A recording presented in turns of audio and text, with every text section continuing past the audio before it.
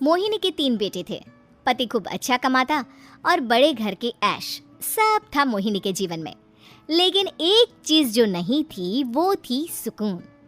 मेरी बहन और मेरा भाई दोनों गरीब, लेकिन मैं मेरे पास तो नोट की बरसात है। तभी मोहिनी की बहन वीना उसके दरवाजे आ जाती है। अरे मोहिनी कैसी है? मेरे घर में ना सिलेंडर खत्म हो गया है। तेरे पास तो इतने पैसे हैं, भरवा देना मेरा सिलेंडर। पैसे जैसे ही आ जाएंगे मैं दे दूंगी। तभी मोहिनी का पति राकेश आ जाता है। क्या है वीना, ये अपने घर की परेशानी हम लोगों के घर ना गाया करो। तुम्हारी बहन को तुम लोगों पर तरस आ जाता है और वो पैसे देने लग जाती है। मुझे ये बिल्कुल पसंद नहीं है। ओ जीजा जी, नहीं, मैं तो वो बस अच्छा मैं चलती हूँ।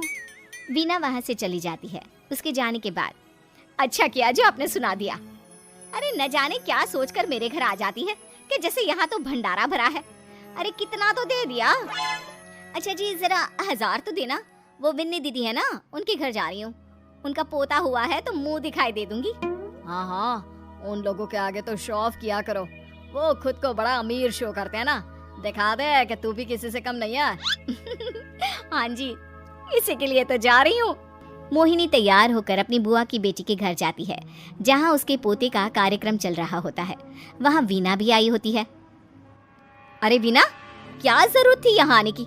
तेरे घर पर गैस नहीं है तो वो भरा लेती। क्या करूं मोहिनी, बुआ को बुरा लग जाता नहीं जाती तो। वैसे मेरे पास एक जोड़ा बच्चे का कपड़ा रखा था, वही अपनी चांदी के पायल के साथ देने जा रही हूँ। घर पर गैस थी नहीं, सोचा परिवार यहीं खाना खा लेगा, बाकी सुबह का सुबह देखा जाएगा। मोहिनी को बहन पर दया आ जाती है। वो पर्स से 1000 रुपए निकाल कर दे देती है। ले वीना, लेकिन पैसे वापस कर देना, तेरे जीजाजी हिसाब लेते हैं।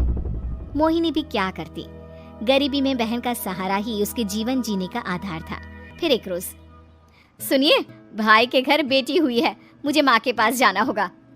अरे उस घर में ना कूलर है ना एसी, कैसे रहोगी तुम? हाँ वही सोच रही हूँ कि अकेली जाऊं, बच्चों को साथ ना ले जाऊं। चले जाओ, लेकिन ये जो तुम अपने गरीब परिवार से मिलने चली जाती हो ना, मुझे बिल्कुल अच्छा नहीं लगता। पता नहीं मैं भी कैसे मैनेज करती हूँ, लेकिन क्या करूँ। मोहिनी भाई भाभी के घर आती है। मोहिनी कैसे आना हुआ? तू यहाँ हम लोगों के घर रह लेगी या फिर किसी होटल में रहेगी? क्या हो गया है माँ, मोहिनी को क्यों ऐसे बोल रहे हैं आप?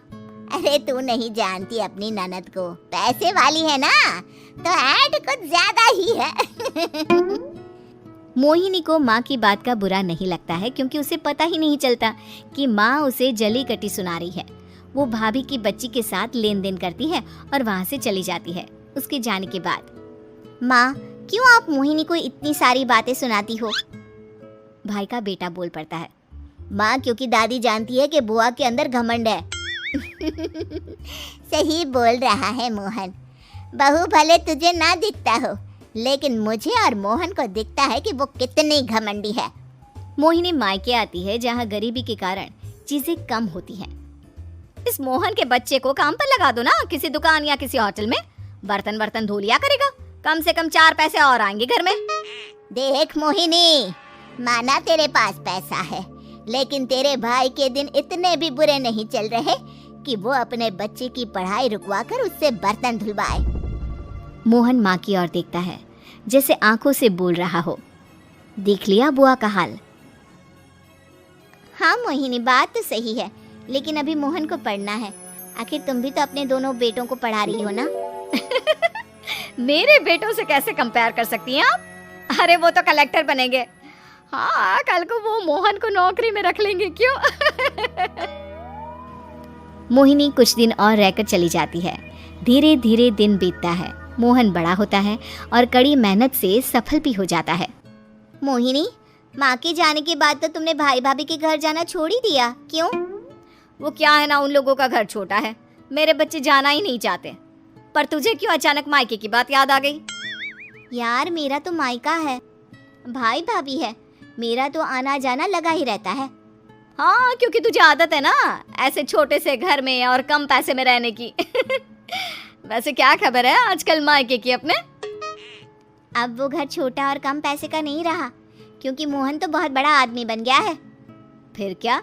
मोहिनी भाभी को फोन करती है। मोहन किसी बड़ी कंपनी का मैनेजर हो गया है क्या भाभी? क्या ये सच है?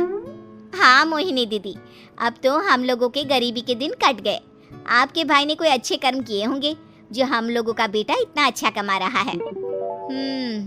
देख लो भाभी, पहले भी आपने कई गलतियां की थी, आप थोड़ा संभल कर चलना। भाभी को मोहिनी की बात समझ में नहीं आती कि वो क्या कहना चाहती है।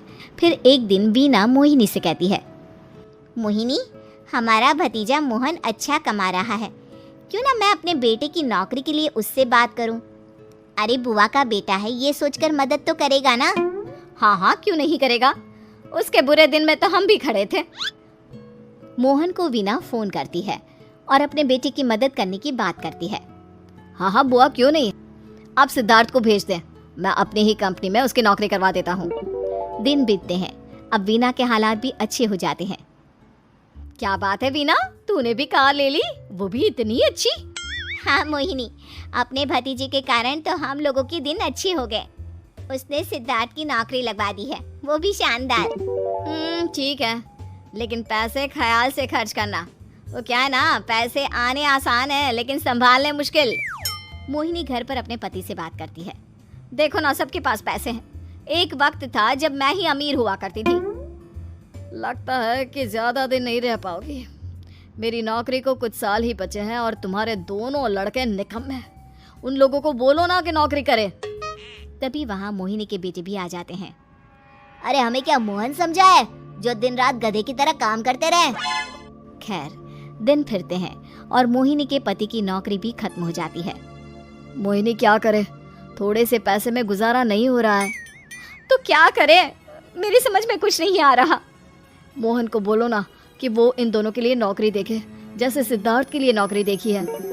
मोहिनी क्या कहती, उसे अपने वो दिन याद आ जाते हैं जब उसने भाभी से मोहन को नौकर बनने की सलाह दी थी। क्या हो गया, क्या सोच रही हो मोहिनी?